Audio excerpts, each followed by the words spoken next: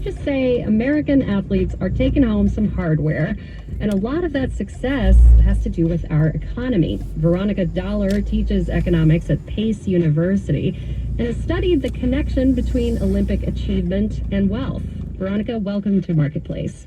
Thank you so much for having me. So I think, even a casual Olympic watcher can probably see that bigger, wealthier countries tend to do better in the Olympics.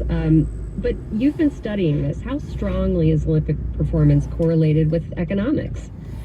So there are different ways you can sort of look at this data, right? So if you take a big bird eye view and sort of look at just gross domestic product and population size, those are probably one of the most important determinants, how many medals a country wins.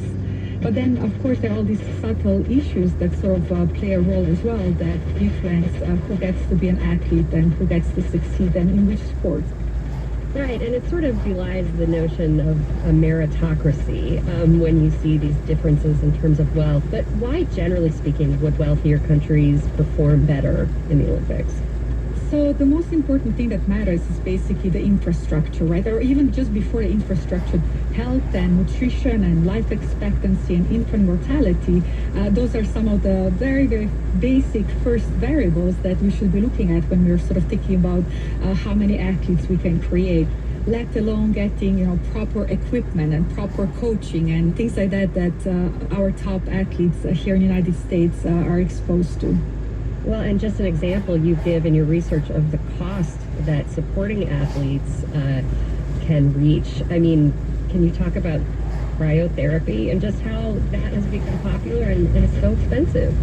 Right, so it's cryotherapy. They're like these bed chambers where the oxygen level is reduced. And so Michael Phelps was the first one I remember talking about it. So he was sleeping in this very heavily modified bedroom with lower level of oxygen. And this was like millions of dollars to create something like that. So just having this kind of exposure and training, gave pretty big advantage to him. And not to mention the nutrition and then, having the best equipment and everything's properly measured and things like that.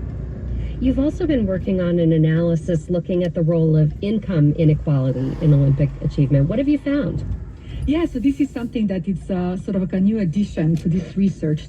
So I come from Slovenia, and that's actually one of the reasons why I started to study this. So I come from Slovenia, which is one of actually the most successful countries in per capita medals. And now I live in the United States, and I also sort of participate in sports. And I was just sort of really shocked to see how expensive it is for small children to sort of get involved with sports. And this is where this income inequality sort of plays a role, whether or not you give a chance to children that might be very, very talented, have the grit and all that it takes to become the top athletes, but are not born to right parents in a sense, right? So that's really sort of like the key factor here. So I've heard you're an athlete yourself. You're a badminton enthusiast.